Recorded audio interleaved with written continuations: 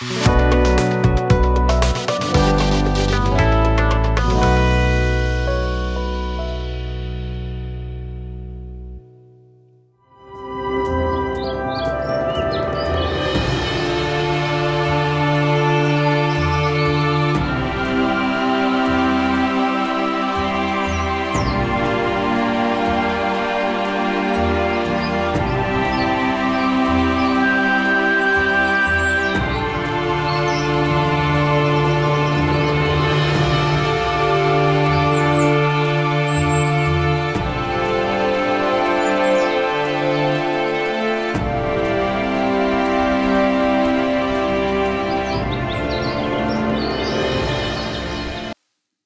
जीशु ख्रीस्ट अति बहुमूल्य नाम संपर्क इंडिया प्रस्तुत कार्यक्रम नुआ सकाल आशार आज अध्याय में आपण स्वागत जनाए।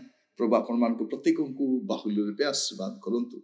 आज जो प्रसंग में आम प्रभु वाक्य आलोचना करवा, चिंता करवा, विवेचना करवा, से आलोच्य प्रसंग होछि सर्वश्रेष्ठ कार्य कौन। सर्वश्रेष्ठ कार्य कौन? आम गुड़े कार्य कर किंतु सर्वश्रेष्ठ कार्य कौन? मनुष्यर गोटे सर्वश्रेष्ठ कार्य कौन अटे? आप भावुवे यहाँ सर्वश्रेष्ठ, सेटा सर्वश्रेष्ठ, सेटा सर्वश्रेष्ठ। टी चिंता कर देखा कौन सर्वश्रेष्ठ? जो कार्य करने द्वारा से प्रभु को दृष्टि ग्रहणीय हो पारे। प्रभु ताको कहे भल काम कर। सर्वश्रेष्ठ कार्य कौन?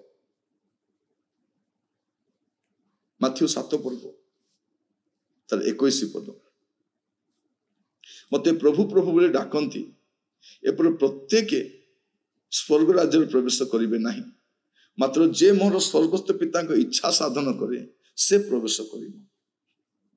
माने जगत रे आमे कोठी रहूछु, आमे चाल घर रहूछु ना बड़ बिल्डिंग रे रहूछु, विदेश रे रहूछु ना कोठी रहूछु, एटा बड़ विषय नहीं। बड़ विषय जे जगत परित्याग कला परे आपण कोठी रहिबे। सर्वश्रेष्ठ कार्य कौन? जन व्यक्ति जे ईश्वर इच्छा साधन करवा। जदि जन व्यक्ति तार छोट कार्यकलाप हो पारे, छोट चाकरी हो पारे, छोट व्यवसाय हो पारे, गोटे गाँवली लोक हो पारे, जदि से ईश्वर की इच्छा साधन कर स्वर्ग राज्य से पहुंची पारे, ताठर बड़ काम कौन अच्छे? आपण मो सब बड़ कार्य कौन? सब बड़ कार्य जे प्रभु इच्छा अनुसार कार्य करूँ और राज्य ग्रहणीय हो पारे। आज आमर जीवन को आम टिके चिंता करी समीक्षा कर देखिबा, वास्तव में मो प्रभु राज्य रे ग्रहणीय है भाया कार्य करुच्ची कि? मोर सर्वश्रेष्ठ कार्य कौन? मोर जीवन रे मु जहाँ सब भी करुच्ची ए सबू को मिसई कि गोटे विषय चिंता करबा कथा, मु जहाँ करुच्ची एगुडा को मते प्रभु को दृष्टि ग्रहणीय करि पारिबो कि? मु प्रभु को दृष्टि ग्रहणीय होई पारिबी कि? लेखा अछि मते प्रभु प्रभु बोली डाकती एपरि प्रत्येक स्वर्ग राज्य प्रवेश करेंगे नहीं, मात्र जे मोर स्वर्गस्थ पिता इच्छा साधन करे से प्रवेश कर। किए प्रवेश करिवो? जे पितांकर इच्छा। तेणु आपणकर मोर जीवन मूल लक्ष्य हवा कथा, मूल कार्य हवा कथा, और सबुठ सर्वश्रेष्ठ कार्य अटे कौन ना पितांकर इच्छा साधन कर। टिके चिंता कर देखंतु, वास्तव में आपण जहाँ सब करती तो द्वारा प्रभु संतुष्ट हुअन्ति कि? आपण कार्यकलाप द्वारा प्रभु गौरवान्वित हुअन्ति कि? आपण जहाँ किछि भी करूछन्ति ता प्रभुकर गौरवर कारण अटे कि? टिके चिंता करंतु। यदि मोर कार्यकलाप यदि प्रभु को दृष्टि ग्रहणीय हो पारुने, मु जहाँ भी करूछि प्रभु को दृष्टि ग्रहणीय हो पारुने, तबे मते कोन करबा दरकार? मोर जीवन को समीक्षा करबा दरकार, जीवन को तर्जमा करबा दरकार, मोर पाप को परित्याग करबा दरकार, मंदतर फेरिबा दरकार, अबाटर फेरिबा दरकार, दुष्टतर फेरिबा दरकार, मोर कार्य को सजाड़ा दरकार। कारण मोर कार्य जदि मते प्रभु को दृष्टि ग्रहणीय कर पारु नहीं, प्रभु मते ग्रहण करिवे नहीं, से कार्य करी कि लाभ? मनुष्य कार्य कौन अटे? से किपर स्वर्ग राज्य प्रवेश करी? केमिति प्रवेश करिवो? पितांकर इच्छा साधन कले। पितांकर इच्छा ता तले लिखा है।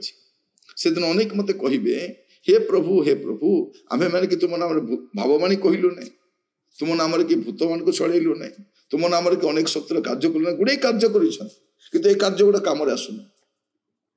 जो कार्य कौन से खामरे आसबनी से कार्य को प्राधान्य दे फुटाणी मारे आवश्यक नहीं। मु भूत छड़ाई मु भाववाणी कही मुझा करी कौन कर सर्वश्रेष्ठ कार्य कौन पिता इच्छा साधन कर। जदि मु भाववाणी कहीकि नरक को जाऊँगी जदि मु भूत छड़ाई नरक को जाऊँगी मु नाना चमत्कार कार्य नरक को जाऊँगी हाय दुर्भाग्य मनुष्य मुझे सब को गुरुत्व देली कि पिता इच्छा को गुरुत्व देनी। केवे पचार प्रभु आप इच्छा करते प्रभु मुझे करी आप इच्छा करते प्रभु मुझे करी आप इच्छा करती प्रभु को इच्छा नहीं मोर इच्छा मत जहाँ इच्छा लगे मुझे करी मोर इच्छा मोर इच्छा मोर इच्छा नहीं आप इच्छार कार्य करते नहीं। प्रभु चाहते आपण कौन करेंगे पिता इच्छा साधन करेंगे प्रभु राज्य को जापर टिके विवेचना करंतु जीवन को तर्जमा कर समीक्षा कर। सर्वश्रेष्ठ कार्य हूँ पिता इच्छा साधन कर। जदि मु पिता इच्छा अनुमोदित कार्य गुड़िक कली पिता इच्छा अनुमोदित जीवन काटिली पिता इच्छा अनुमोदित कार्य गुड़ा कली मु स्वर्ग ग्रहणी हो पारि यहाँ मोर सर्वश्रेष्ठ कार्य। आसतु प्रार्थना करवा आम जीवन को समीक्षा करवा देखा वास्तव में मुझे कार्य गुड़ाक करुच्ची यही कार्य पिता संतुष्ट हो आमर ऑफिस स्टाफ को संतुष्ट करने चाहूँगी मोर बापा माँ को संतुष्ट करने चाहूँगी मोर स्वामी मो स्त्री को संतुष्ट करने चाहूँगी मोर बॉस को संतुष्ट करुच्ची मोर कोऑर्डिनेटर मोर लीडर को संतुष्ट किंतु मु केबे भी चेष्टा करेना मोर पिता संतुष्ट हे।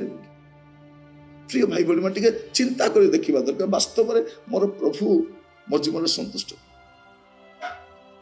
प्रभु आज आम गोटे सुंदर अवकाश देते सुंदर सुजोग देते विवेचना करने जे मोर सर्वश्रेष्ठ कार्य होची मोर पिता केमते संतुष्ट हे मोर प्रभु मो जीवन केमते संतुष्ट हे। आसंतु प्रार्थना कर।